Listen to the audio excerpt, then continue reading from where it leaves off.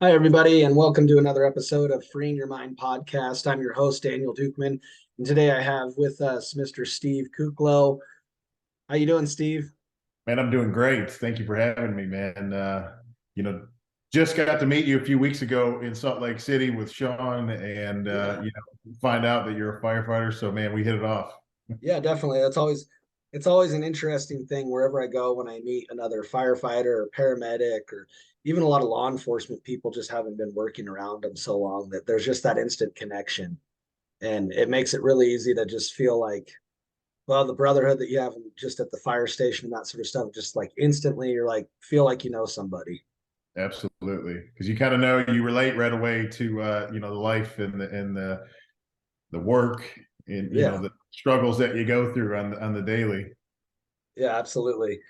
So, Steve, tell us a little bit about yourself, your background in the fire service, and we'll kind of just carry that into where you are now. Yeah, to kind of Tarantino the story, I retired from the fire department maybe about 5 years ago. As far as like, I took a leave. I still have my status with the city. I worked for Dallas Fire Department for close to 10 years. I was going to school, trying to in the early 2000s, looking to become a mechanical engineer, automotive engineer, follow my grandfather's footsteps. And during that time was like starting the recession. All the automotive companies were laying tons and tons of people off. I actually lived in Detroit at the time where I grew up. And then, about 2 years into school, I had some friends that were in the fire service. And then I was kind of just starting my career in bodybuilding too. So I wanted to pursue bodybuilding to the fullest. And I'm like, man, being a firefighter, I'll have some time off to be able to train and do the, competitions. And then at the same time, have a solid career as a firefighter. So I remember talking to my parents and I'm like, I want to do this transition into becoming a firefighter paramedic. And they embraced it and they were supportive of it. And I went through my fire training up in Detroit and ended up getting all my certifications. But again, that area of the world or the United States at the time, Michigan especially, was really getting hit economically, and Mm. they were barely hiring. Most of the departments were laying people off, and so I ended up applying really everywhere. And I tell people that are looking to get into the fire service, they're like, man, I want to go work for New York or some big city or something, and they're not hiring. I was like, well, apply everywhere and then get Exactly. hired. And then when you have the opportunity, to apply and try to get in that city, do it. But so like I said, I was applying everywhere, and then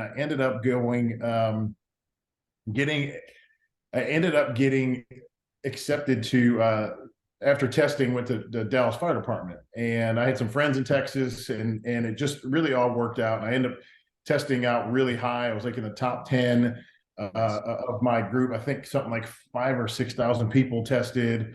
So for me, it was kind of everything was just right. I loved the career. I loved learning about the body and how it worked, and then also being able to help people and the schedule and everything. So like I was like, okay, this is what I want to do. I love the brotherhood that was involved in it, and going through rookie school and all my training was just like being in high school in a football locker room again. I mean, Yeah. I'm like, am I reliving? It was like deja vu. Am I reliving being in high school again? But uh, so I got hired in Dallas. I worked really all over the city, from the worst parts of the area to the higher end parts of the city, and really got to experience a lot of the different society, the way people live and the way people treat each other, and you see really everything from all aspects, from domestic disputes to shootings to stabbings to delivering babies. I mean, I always say, like, we're the people that are behind the scenes that the public really doesn't see, that we clean up all the mess that's on the streets. Yeah. That's pretty much the summarize what a firefighter medic does. Um, but working in Dallas is, like, always in the top 5 busiest cities in the United States as far as run volume. And being a firefighter taught me so much on how far I could take myself. People talk about paying a price and sacrifice and all this. I was bodybuilding's hard by itself, and then I was couple that with being in one of the busiest fire stations in the city of Dallas. It really taught me that I could really perform under stress, and how to be problem solving when, things are hard, or, when people are like, I don't know what to do. Like, you don't have a choice. You have to figure stuff out on the fly, instantly, because it's like life or death when there's emergent situations in the fire department. So for me, the firefighter career was one so rewarding, and it educated me so much on life that I'm very grateful for it. Yeah, absolutely. That's the thing. Like it is such a rewarding career, and then the relationships and knowing that you're able to make a difference. Um, and a lot of the things that we run into as we progress our career, obviously difficult calls and things that we have to learn how to deal with in another aspect. We train for so much, but how we necessarily train to deal with those experiences that we don't see coming is another story. Um, so as far as like being a medic, as far as I can always tell with people, it seems like medics have the highest rate of burnout, compassion fatigue, all those things. Did you ever experience any of that?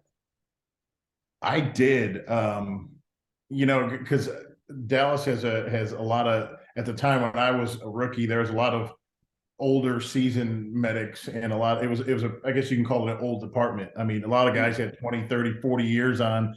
I think there was one battalion chief that had like 60 years or something. It was insane. He was 80 years old, got hired at 20, and I mean, he's still kicking.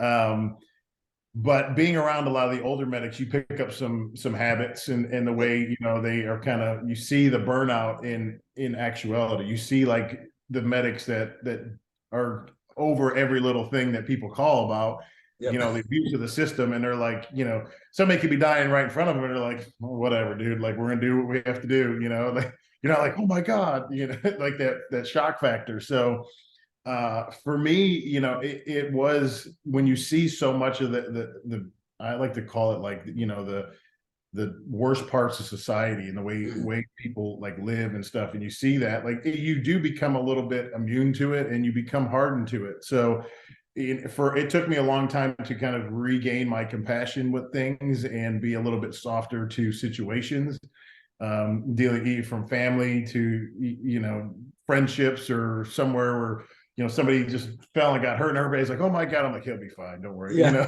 that's not that much blood. It's fine. Like, exactly, you'll be all right. So it did take some time to and I had to make it a conscious effort. It wasn't like something like I have to just flip a switch, like, okay, like, and it took me really digging into my faith as well, that helped in to soften my heart. Absolutely. And I think that's an important thing too, that on this podcast a lot we talk about different coping mechanisms and things that people work with, and faith is a huge one for a lot of people. And for some it's not, but even just believing that there is some other higher power or whatever that is, even if it's the universe or just Mother Nature, something that you can lean on a little bit to help strengthen that. And that's huge. That's really important. Absolutely, man. And so, in that time as a medic, you were doing competitive bodybuilding, uh, and from what I understood, just from doing a little bit of homework on you, it was like pretty much you were saving all your vacation days so you could go compete, try to reset your clock, and actually get some sleep and have all those things. And I hadn't even thought about it till I started reading about you coming up to this interview, that, like with bodybuilding, how much you do need to really, like in life in general, we're supposed to, keep that regimented sleep cycle, which anybody that's in the emergency services knows that we've thrown that out the window years ago. And we're Right. fueled on like caffeine, nicotine, whatever keeps us going, Yeah. sarcasm.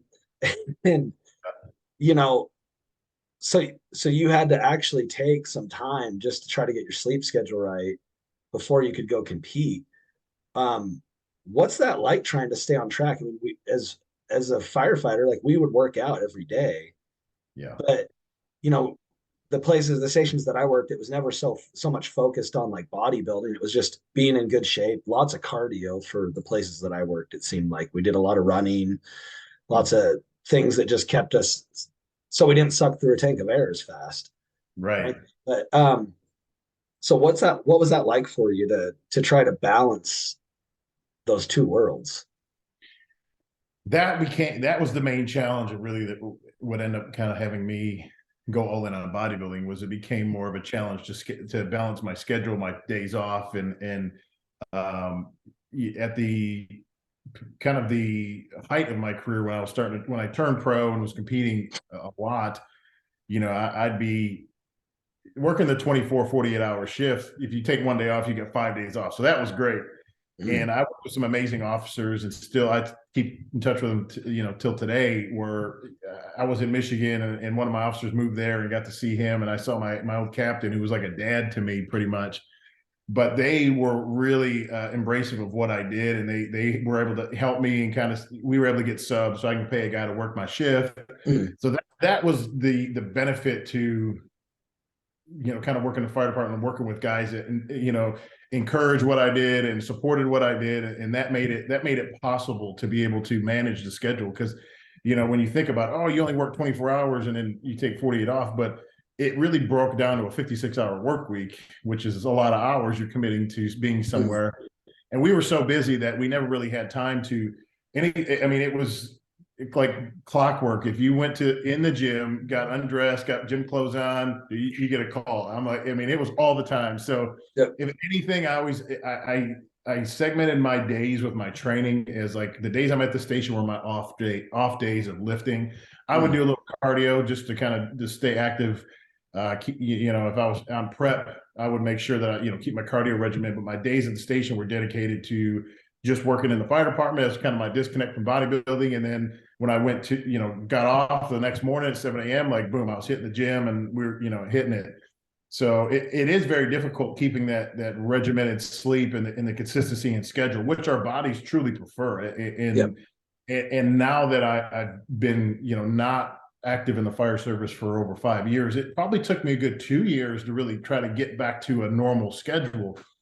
I think, being in the fire service, you become a very light sleeper. Mm. Where the lightest noise, I pop up, I'm like, okay, and you still have that bell going off in your head in the middle of the night, like once in a while. So now I'm able to kind of really relax. And my wife was always, my wife's so peaceful, and she just brings me to, she calls me and just knows, like, I think you do get a little bit higher strung in situations like being in fire, more, I guess, more alert when things are Mm. going on. And it took me time to kind of relax myself, and I guess just my spirit needed to kind of calm a little bit after being on that go all the time with 24 hours. And we make on average 20 to 22 calls a shift. You're blowing and going. I mean, Yep. there was one time, I think we were gone like 4 hours straight, just went from call to call to call. I think I made 7 or 8 calls in 4 hours on the ambulance one time. And there's stations and cities out there that understand. Those guys are like, man, I get it. I work at a busy ass station. I mean, Yep. it sucks because you literally are exhausted after your 24 hours. And Mm. uh, it really teaches you, how to overcome the pain of being tired, the pain of being physically and mentally exhausted, and still like pushing on and doing what you have to get done. Yeah, definitely. So what was your outlet? Was your outlet bodybuilding to kind of escape from the calls and those sort of things?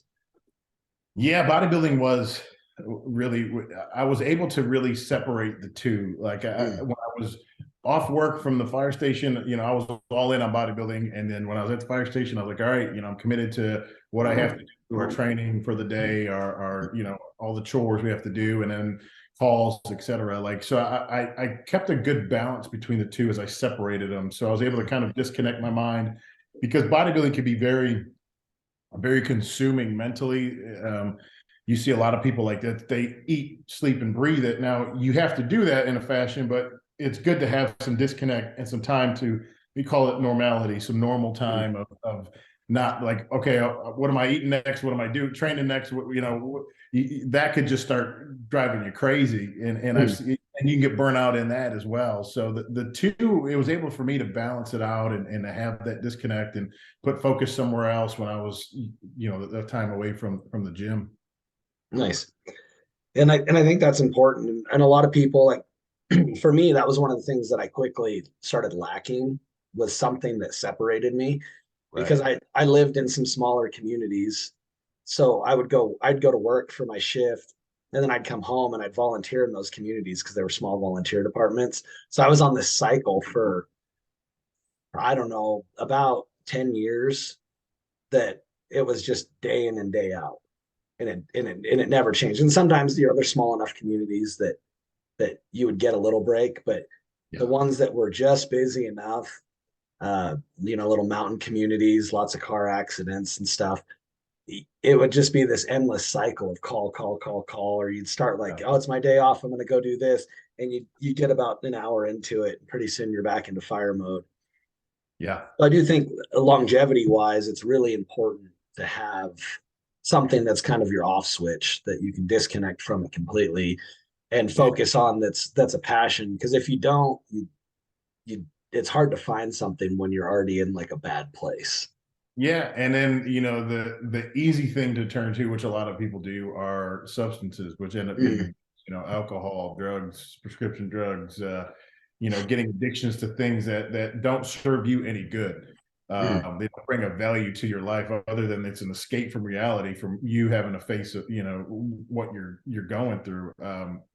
And you see that a lot in firefighters. It's a shame, mm, any lot of first responders or anybody in police, fire, EMS, doctors. They're seeing such tragic things going on. It's like you need to have some kind of escape, some kind of thing that is good for you to kind of divert your attention. But you need to make it a positive thing. Like for me, when I left the fire career and I went full time in bodybuilding, I knew I needed to make that transition to be all in on bodybuilding to mm, be as successful as I could be. I was managing it fairly well, but it was becoming more stressed trying to get my days off and work the schedule right and get guys to cover me. And I don't want to put my officers in a bind. And so, it came to that crossroad where I had to be all in on it. So for me, my outlet at that point was, some other hobbies. Like I enjoy shooting guns. I enjoy like the car scene and mm. driving cars. And so that was kind of my disconnect to when I got into the bodybuilding full time. Nice. Yeah, it is, and it is a transition, I think, too. Like, I had about a 2 year break where my ex-wife and I had bought a grocery store and transitioned to that. And it was the weirdest thing for those 2 years to hear a siren because it kind of like snap you back into like that Yeah. mode, and you're like, I got nowhere to go. Like, I don't know where they're going. It's not me. I'm not it.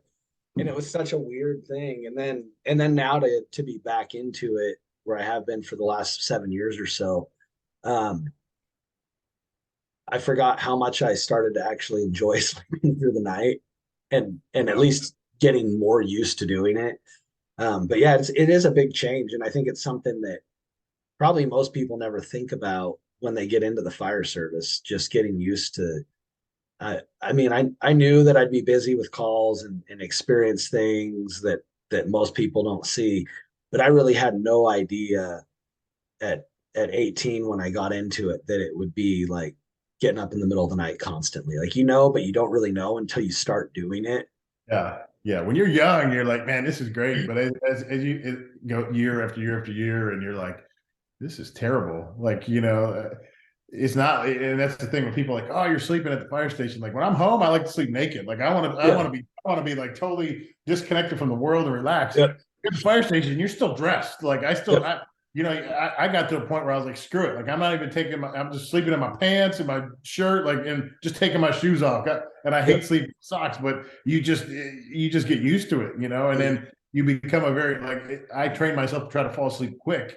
Like Yep. after lunch, if when you're on the ambulance, if I had 30 minutes to try to close my eyes and get a nap, like I was doing it because I know I'm probably going to be up all night. Yep. So, they'd leave you alone when you're on the ambulance. And if you wanted to go sleep or rest, if you had some downtime, like they're like, go, because we know you guys are getting hammered. Yep. Yeah, and it is like everything else, you can set like you're already about the call volume of your station, but if it's a full moon for whatever reason, all the crazies come out. Like you It's believe it or so not, true. it's the way it works. It's a real thing.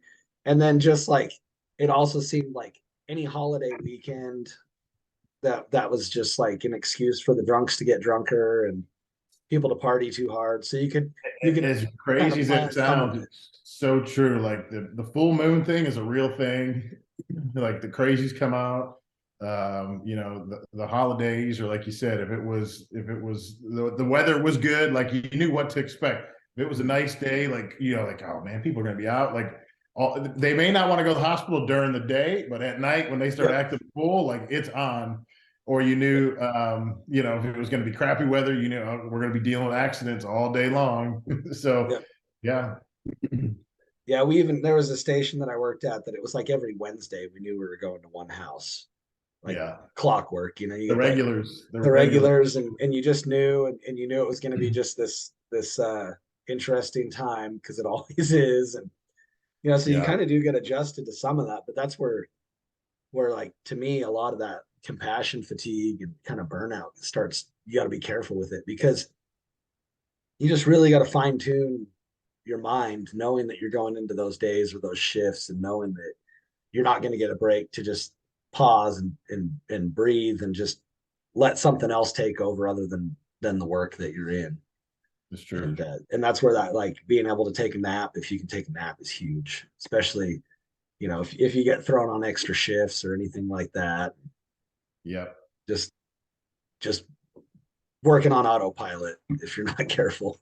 absolutely.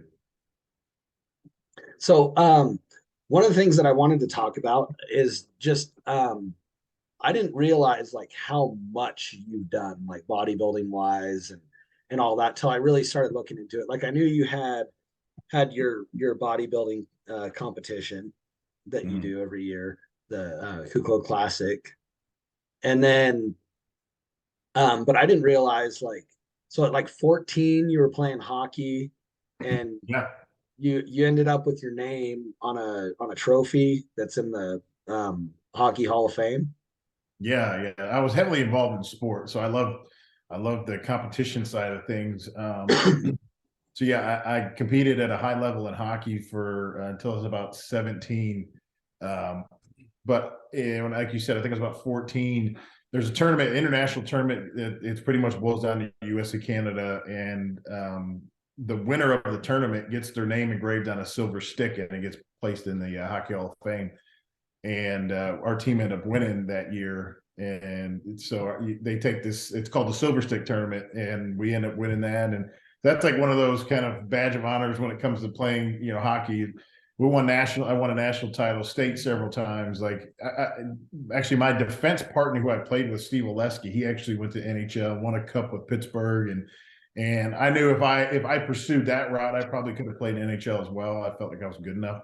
Mm, I like to fight too much, and that was like kind of frowned upon during the time. Like when I was coming up, they wanted more of the talented guys, and then it kind mm, of went back to like they wanted the fighters again. And there's like the still waves in sports, but yeah, I think I still have a love for hockey just because it's one of the most physical and demanding, and you have to be truly talented to play mm. sports. You know? Nice. Yeah, and so that kind of, when I saw that, and then I was like, well, that makes sense. So you've been always been a highly driven Yeah, individual, which is great, and that's something that, like, a lot of people struggle with. A lot of people are at varying degrees of how disciplined they are, and obviously bodybuilding takes an extreme amount of discipline. Would you say that discipline, has that carried you through a lot of the trials and things that you've dealt with over the years? Absolutely. I think it's discipline into like being committed to what I'm doing because I always, you know, I guess I'm a very goal driven person. Like, okay, I have a goal of I have a competition coming up in 3 months, or you know, I have a goal of like, hey, I want to do this with my career. I want to open this business, and being dedicated to it, being consistent with it, it kind of goes hand in hand with those two things working together. Um, you know, playing sports it gives you that competition edge where like, you know, you have to win. It gives you that sensation of, you know, what it's Mhm. like to win. And winning is in sports are great, but then, you know, winning in life is like next level, being able to win in marriage, Absolutely. win to win in business and win in relationships. And you start winning, it's a whole different, it's a whole different mindset. In sports, it has really taught me that for sure. Nice.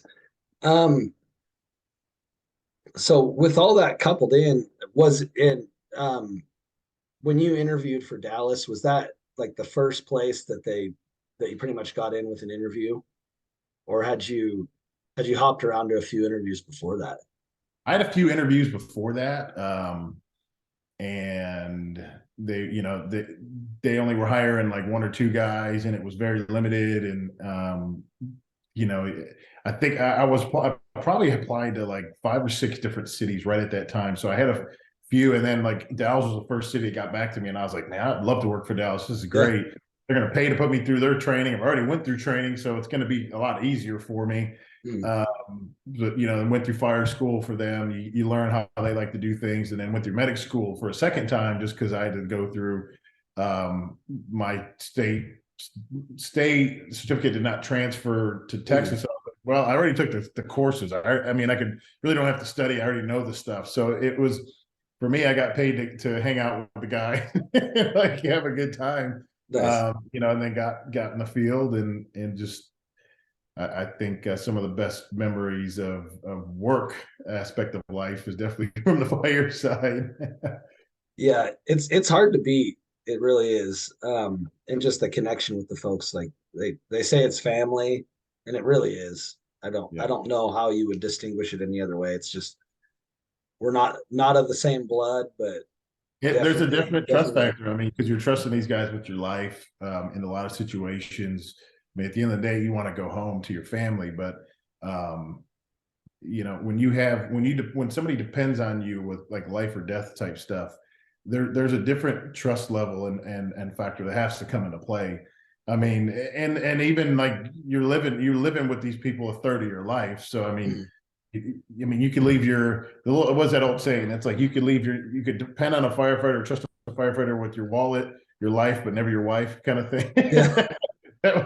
But I mean, overall, like these guys, there's a trust factor. There's that brotherhood. There's and there's like that the brotherhood and the aspect of the good and the like ugly of like, hey, they're gonna razz you, and if you let it get to you, they're just gonna keep beating the crap out of you, and Yep. so it's Yeah, it's definitely if it's bothering you and you tell them, you're oh, done. it's 10 times worse for you. And occasionally I do recall like when I go to a new station or even just later on in my career, telling new people or hearing new people get told like, "Hey, are you getting picked on?" And they're like, "Well, yeah, I mean, kind of." And you're like, "Good, like that's a good thing. Just Yeah, just trust me." And or just tell them like, "Hey, if you're not getting picked on, nobody likes you." yeah, it's true. So Very, like you want to get some of that little verbal abuse and like being messed with a little bit to an extent, and then you kind of take your licks and you get to a point where it's just a back and forth like kids, but definitely more fun, less feelings involved. yeah, absolutely. So, what's next for you now? You've been out of the fire service for 5 years. Um, you're married, and you've got some things planned up in life, I'm sure. Yeah, no, absolutely. It's kind of another transition for me right now. Being I'll be 38 this year. Been competing since I was 18, so almost 20 years competing at a high level in bodybuilding. I People ask me like, am I done? I can't say that I'm done, but I'm definitely not going to be as heavily into the competition side of the Mm. fitness world. I've been doing everything I've done has been fitness oriented, really, between having my own shows or apparel company or um, competing myself, being a sponsored athlete. But to me, I've taken everything I've learned in being a firefighter and into being a professional bodybuilder and kind of merge those into what I do now into the business aspect of life and then the transition aspect I'm in right now, like meeting my wife and then getting married and really put a whole new spin on like finding the person that I want to have a family with and finding the person that we want to grow old with and those things. It was like, oh, it was just a different view of life. Like it's like my eyes opened up because you get so tunnel vision in career and like I gotta be successful in this, but I'm like, man, I think what I thought maybe being successful relationship, like I sucked. And I needed my wife to really like meet her to bring me such peace and vision and an understanding of what I really wanted in life. Like what was I truly meant for, my purpose of life, and being her husband. And now we're trying to have a family. And actually we found out a couple weeks ago my wife's pregnant. So that's something like Awesome. we've been working on and trying, and you know, God's blessed us with it, with a strong baby. And we're like, all right, you know, we're just Congratulations. That's great. everything that we have to do now. And so my next thing is like, you know, how do I feel like there's something bigger I truly want to do than just me, because being a bodybuilder is very much like self-centered. Like, Mm, you know, everything, you know, all eyes are on you. It's not like a team thing, or it's, hey, you win a trophy, or you know, you win a competition. It's a big competition, and there's world notoriety. But at the same time, it's like, is it truly like, is there a legacy to leave that really means, because I see it so much in bodybuilding, like in other sports. As soon as the guys retire, people are like, okay, on to the next person.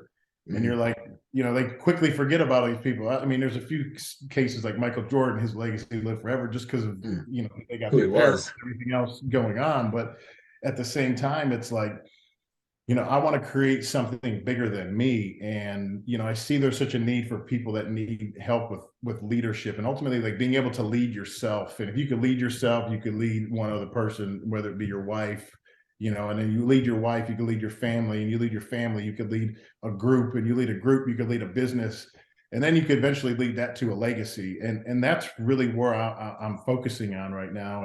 And always had a lot of, um, a want to like coach people and help people in different areas, and I've always given people, you know, advice all the time and help them out. But it's like, how do I, you know, create this a structured program for people? And I'm now taking a step back from bodybuilding. It's allowed me to put a lot of focus, time, and energy into that.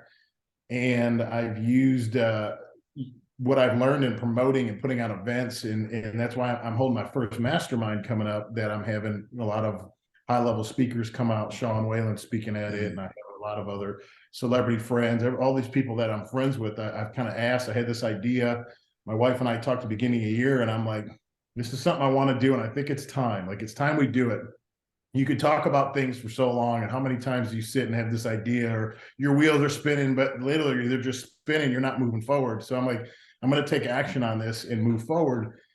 And so I decided I have my bodybuilding show in May, and I decided to have my first mastermind the day before. I'm going to have this, you know, big event kind of kick off, ultimately, what's going to lead into my coaching program, which is, I'm calling it Upgraded Human. It's the Upgraded Human Mastermind. And to me, it's focusing on the four pillars of life, which are faith, family, fitness, finance. And I think so many of the coaching programs out there are very either health driven, or they're just business driven and monetary driven. It's like, how do we encompass all these different things and try to help people upgrade themselves in all those areas, not just, hey, you know, we're going to be badass in business, but guess what? Like, your home life sucks, yeah. and you got no spiritual, your spiritual health is terrible, your relational health is terrible, your finances are terrible. Yeah, you got a great business, but you're just not a good person overall, or Mm, we need to work on those areas. That's what I'm trying to do, to help people really become a better leader of themselves, ultimately become a better leader for everybody else. that's great. And I think fitness is such a huge component of that. And I know, Sean Whalen talks about it and a lot of other people do too. That, I mean, if we're just, obviously not everybody has to be like competitive bodybuilder fitness, Right. but at least having a higher level of fitness beyond like, well, I walk to the fridge, you know, it's something where you've got a routine where you're going to the gym multiple times a week, or at least exercise. And even if it's taking the dog for a walk for an hour a day, something that you're just up and physically moving, getting the blood circulating through your body, and living a healthy life. And that, because the existence without that, really, there's not much there. And I don't think a lot of people really see that from the if they're in that space where they don't take care of their body, then maybe they see other people that do, and see other fit people and are remorseful or resentful about it. But to actually put effort into your body and see how that boosts your confidence, it boosts your energy, It does all these great things for you. It helps your mind focus. It's such a huge component.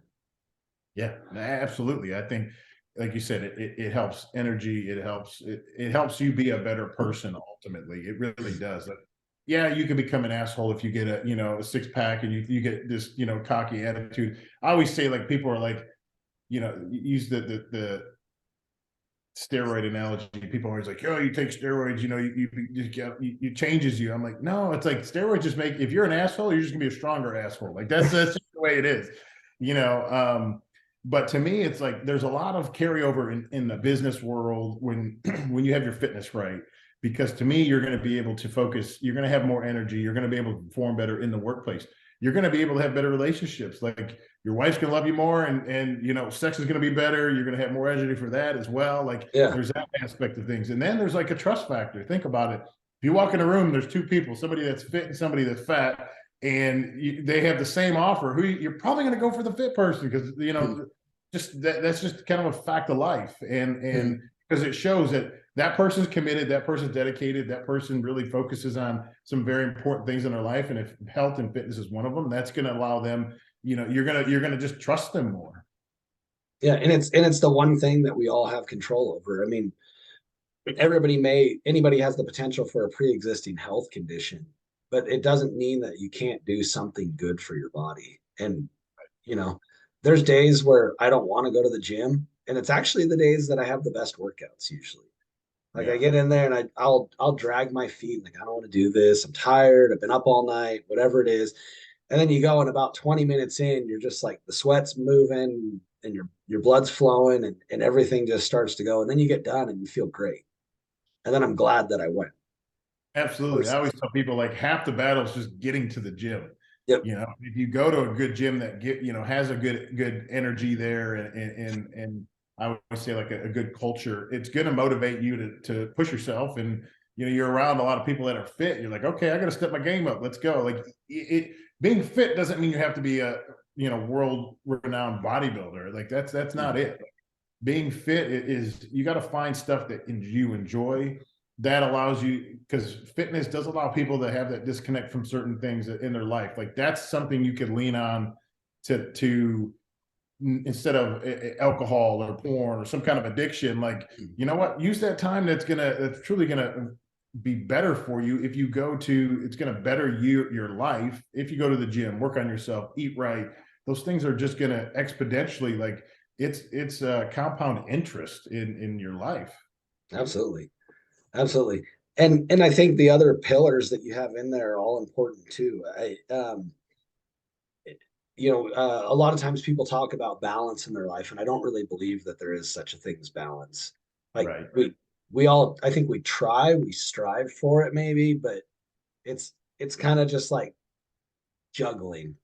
It's always fluid. You can't stop juggling and just all of a sudden the balls stop and you're good for a minute and you take a Right. break. It's this Right. constantly going through the motions in an attempt to keep things as balanced as possible, but knowing at certain times in your life you're going to be, you know, really good financially, and maybe you're not doing so well in your relationship, or you're doing really well in your relationship, but your physical fitness is lacking. Right. Um, but I think having those four elements allows us to really attempt to bring every aspect of our life up and increase Yeah. and grow. I always think of it as like the striving for greatness. Yeah, absolutely. And it's striving for greatness, but I think it's ultimately it's striving to be the best version of you. Because Mm, yeah, you could be a rich version of you, but like you said again, it doesn't mean necessarily you're going to have a great relationship, whether it be your wife, your family, friends, etc. So it's to become the best version of you, and it is a juggling act, and it is something you got to make a very conscious effort to say, you know what, I know I'm struggling in this area and I need to really put some focus on this. And, there is times where, I'd have to be all in, saying competing. And when I'm getting ready for a show and I'm 2 weeks out and my energy levels are super low, and, I'm taking my body to areas that don't want to go. But, having the support of my wife and her saying, like, I get it. Like, we don't have to have these long, deep conversations, and you just need to focus on what you need to do. But hey, after that, there's going to be a disconnect from the bodybuilding side, and I need to go spend a lot extra time with my wife to balance that out. and make Mm. sure she knows that she's the priority in my life. Absolutely. And I think that's key. Like I've certainly experienced times in my life where I've been off balance more so than other times, you know. Um, so for you, um, and I'm going to try to tie this back into the fire service and people and any emergency service and people who are trying to exit that, because I think that's a valid thing for some. We talk a lot about PTSD on here and how some people struggle with that, and some people are able to just recover different things that they use to recover from it. And sometimes, ultimately, like you hit that point of recovery, and your brain's working the way you want it to, but you know you're done with this part of your life. So, Right. having exited the fire service, I think that's an important thing. Like some of the things that you talked about and how you did that, what would you say to anybody who was maybe seeking to exit the emergency services to try to segue into another part of their life? There's a scare anytime you're leaving something that's comfortable and well known, and like it's consistent, and there's the scare factor, the fear factor that comes with it. I think for me, I wasn't going to make an uneducated like decision, or not really think it out thoroughly when I was like, I'm going to leave the fire department and I'm just going to, I'm going to pursue my dream. Like Mm, there's a little bit of crossover. You need to make sure that you have, you've crossed your T's and dotted your I's with things. For me, it was, okay, I know my bodybuilding career is going in the right direction. I have several endorsement deals. I got, that I'm making a good income from, that I could be comfortable and live on. And then if I go all in on this, will it be more fruitful if I go all in on this? And ultimately it was. But there is that for people that have done it for, if they, 10 years or 15 years or 25 years, a lot of people are like, I know that because of the career itself, there is that burnout factor. And I got friends that I've talked to that have been on the fire department for 23, 24 years, like they're at the verge of retiring, and be like, man, if I could find a job that I make, 75K a year or 100K a year right now, I'd leave right now. Like they're just over it.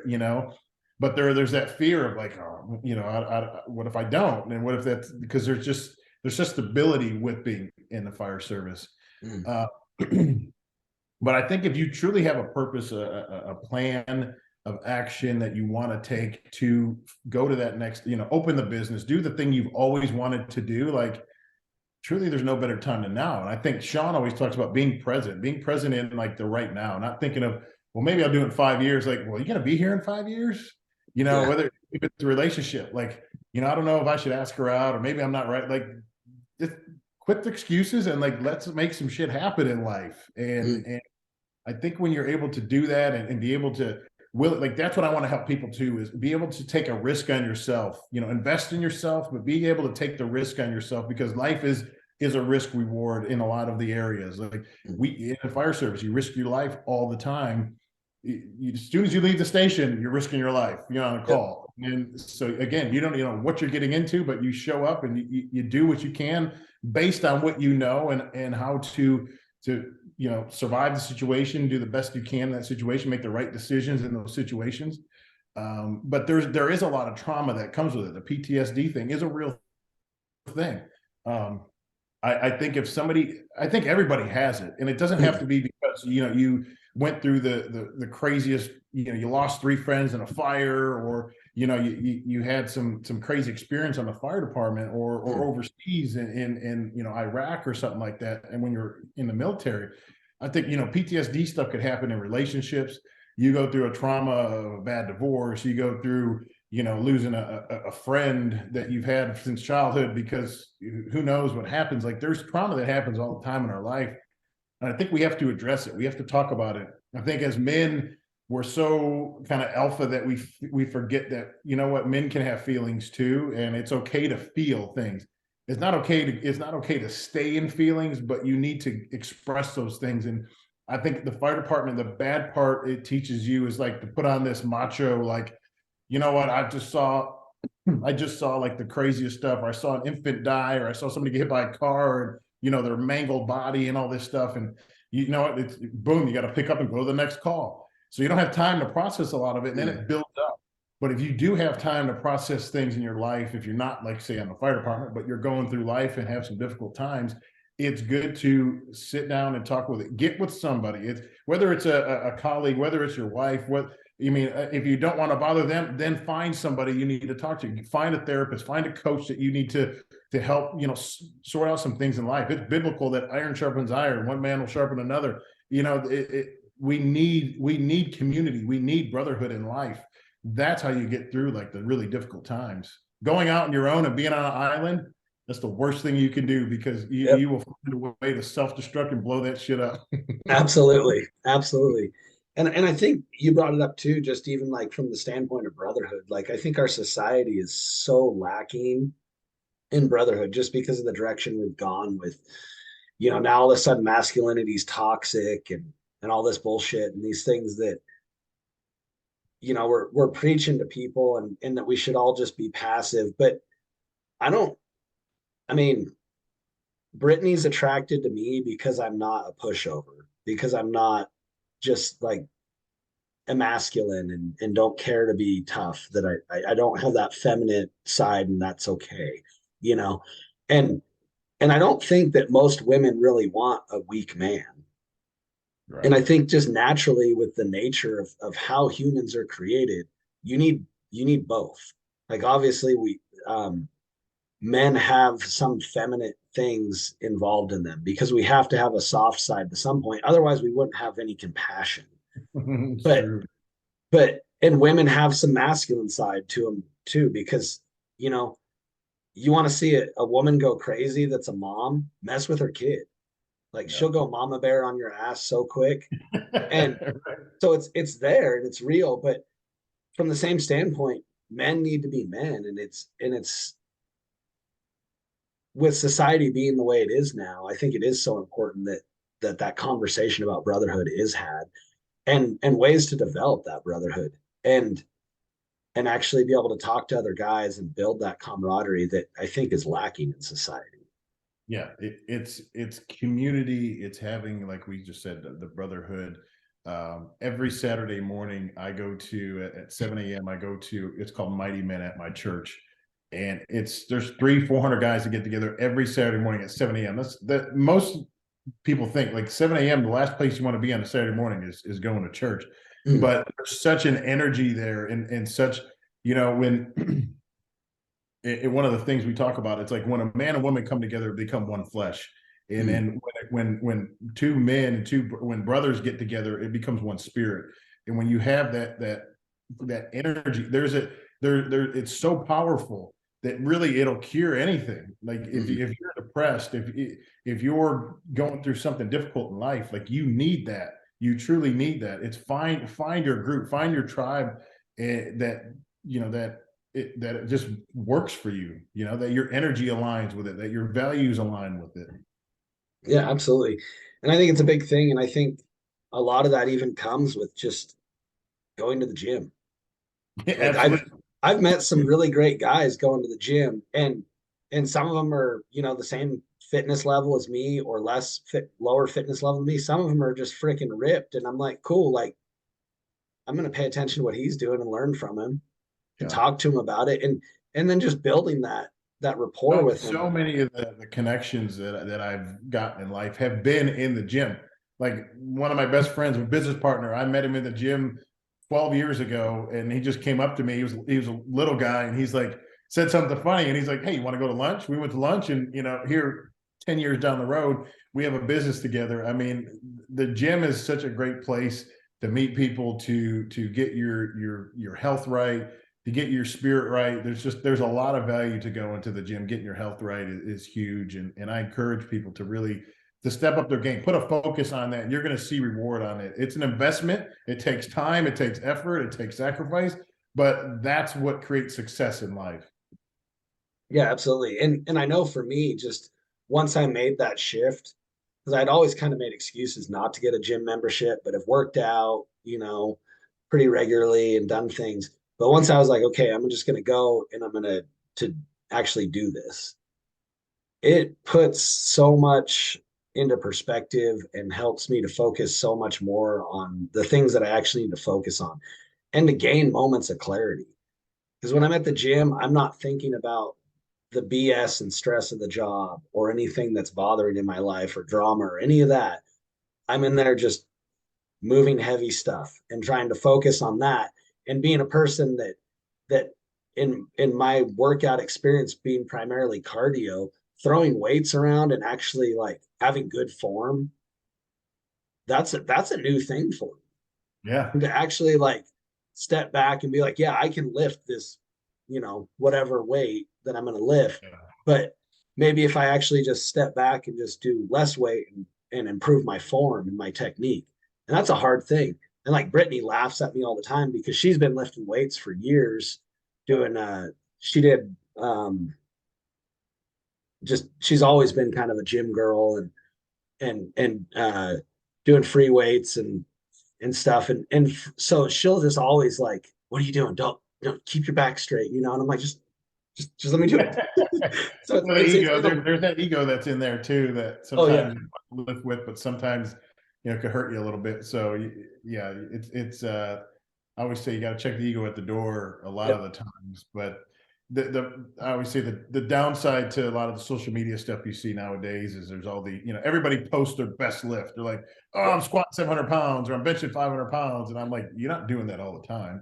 Like Yeah. you're showing a highlight, and that's all social media is highlights of people's life, and Yep. usually just good. They're not showing them failing at 505 or 510 when they try to do that. But Yep. yeah, don't try to compare yourself with other people. Let them inspire you, let them educate you, but it's Mm. not like it may not be in your cards to be able to bench, squat 1,000 pounds or bench 500 pounds. Mm. But I mean, if that's something you want to shoot for, God bless you, do it. Like Yeah. try. It's going to take a lot of time and effort, and but definitely don't focus on you, make you the priority, and not that other person in the gym. Yeah, absolutely. And just I think for me, like a big thing's just been improving the form. Because as Yeah, soon as the form's dialed, the weight seems to come easier. Like, absolutely. Sometimes you need to take a step back to take two steps forward mm, in all of life, but especially in the gym. Like there's times, I mean, I even reset my form with things because you pick up bad habits.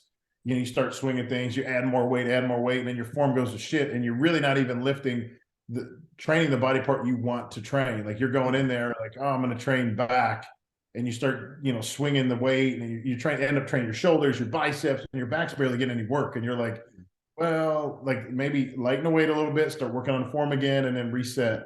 mm. It's good to do that. Yeah, absolutely. Well, so Steve, what uh what would you say to anybody that's struggling with PTSD? And what would be your recommendation to them as far as just anything really? I would say find your tribe. And when I say that, it's it's and you may not find it the first time you go somewhere. Like, you know what? Try church. Try finding a men's group to go to. Try to find, and it could be going to the gym, getting a trainer. If you're not making fitness a priority, make that a priority. Start taking the focus off yourself and put it on something else. Usually it's a lot of times people get in the poor me situation, and they start getting sulking in their own shit when you're focusing on yourself. Like the number one thing you can do to get your mind off yourself is put it on somebody else in a good way. Be a generous person. Go out and serve. Do something. Serve at a kids group, at some kind of, go to an elder, a nursing home. Talk to some elderly people. Just go serve a little bit, and having it serve, you're going to be like, you're going to feel like such a reward and a heaviness lifted off of you when you could take that focus off you. But find some positive things in your life.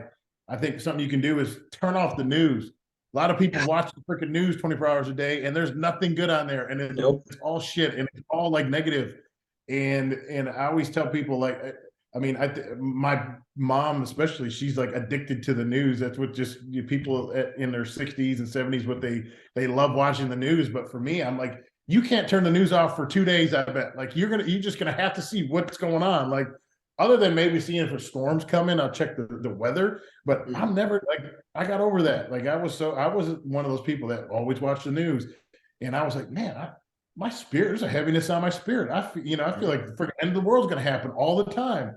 but turn that off, get around the right people, start watching the words that you speak.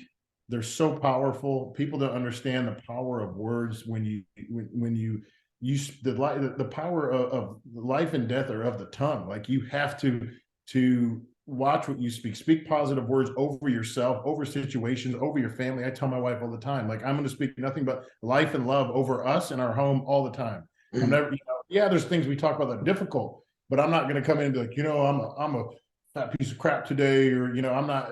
There's moments you feel like that, but I'm not going to allow that spirit to overtake me. Yeah. Yeah. And it's huge to just replace the word. The power of words is so huge. Yeah, It just, that's it is, if you can train yourself to catch that when the negative thought comes in and just replace it with a positive thought, yeah. You man, can't be a it's negative just, person if you're positive. Like, it's just impossible. yep.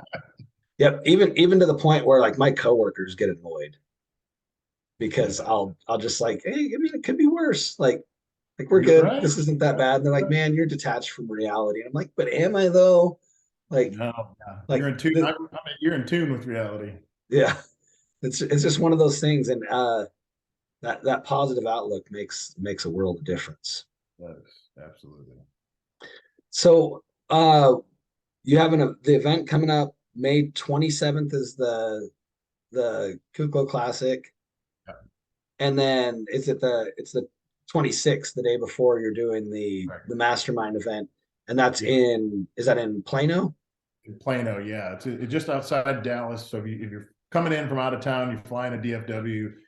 Plano's about 20 minutes from the airport. And my thing is always creating experiences for people, because if somebody could be like, that was, they can get a great message, but if the experience was just okay, they're like, I wouldn't come back. But I have people coming back every year to do the show because I create an experience, and that's what I'm doing with my mastermind. I'm having it at a beautiful hotel. It's a 5-star hotel, awesome ballroom. There's going to be amazing sponsors. We're going to be it's just going to be top notch, and people are going to come there, and that's what I want people to walk away feel like that was probably one of the most powerful and valuable things that I could invest in. It's investing in yourself, investing, being in that room, the opportunity to network with people, to be have a conversation with somebody like Sean Whalen, or meet Tommy Vex or Steve Weatherford or Jesse. These are some of the most powerful, influential people in the world that you're going to be able to get next to, and they're personal friends of mine, and they're people I have a relationship with. So to me, it's like, how can I expand my circle of people I know to be able to help other people, and that's what we're doing. So yeah, Upgraded Human Mastermind May 26th, the Kuclo Classic May 27th. I encourage everybody to look into it. Come on out. Like, you're going to get a lot of value. Instead of tickets are between, there's $300 for GA, 797 for VIP, and we have a few other packages. But you know what? Instead of going out one night for dinner, come out to the event. I guarantee in those 7 to 8 hours that you're going to have be spoken into, that you're going to walk away with years of knowledge and value poured into you. Nice. Sounds great. Yeah, I think that's awesome stuff putting that together. I'm stoked for you. Um, I wish you were closer to Utah. I'll just have to make more excuses to get down that way. My brother Hey, lives you know what? down It's a the road. holiday weekend. It's Memorial Day is that following Monday, so it's a long weekend for most people. That area is one of the most coolest, hottest areas in Dallas. There's the Star, which is like the Cowboys headquarters. They got Legacy and Legacy West, which are like huge restaurant. There's tons of restaurants and cool things to just go to. um, People go there and like, man, this is awesome. I mean, it's like the hottest area in all of Texas pretty much right now. Nice. Nice. Well, I'm excited for you, and I really appreciate you coming on. If people want to find you or find out more about your event, how can they do that? Through social media, I'm at Steve Kuclo, through Facebook and Instagram. And then the event is Upgraded Human Mastermind, the website upgradedhumanmastermind.live. If you go to my page, you can see all my events. I kind of have posted about it and have links to all of them. So if you have questions, I always encourage people, like, reach out to me, send me a DM. Like, I love connecting with people. Okay, great. And I'll put all that in the show notes. And Cool. if you guys are in the Dallas area, Plano area, Memorial Day weekend, get down there, check it out. It should be a good Oh, time. Lots of that's good people that are going to be speaking, and you're going to be doing some speaking, or you're just going to do the MC yeah. thing? I'm gonna open it up for a little bit, and then I'm gonna do a panel, like my wife, myself, my trainer. We're gonna do like some lifestyle, talk about more on the relational side, as I have a lot of business powerhouses there, and I got a doctor coming in speaking, Doctor Thomas, out of Florida. He's known as an anabolic doc, but he teaches on like the proper way to do hormone therapy for people, for men and women, Oh, nice. heart health. Like, I think there's such a misunderstanding of a lot of that stuff that's out there, and a lot of bad information on the internet. So I'm trying to educate people, get them the right information from the top experts in the world. So it's going to be there. Yeah, that's great. And I think that's an important thing today too. Because there is places that'll just throw you full of the testosterone hormone stuff, whatever you need, but it's not necessarily what you need. It's just what Right. they'll give you. But to Right. actually have the know your blood work and what your body needs, and I think that optimization Yeah. just helps us feel the best we can every day. What we're doing. It's time That's for an awesome. That's upgrade. right. Let's do it. Well, thanks for coming on, Steve. I really appreciate it. Guys, check them out on social media. And again, thanks for joining us on Freeing Your Mind podcast. And check us out next week for another great episode. Love you all. God bless.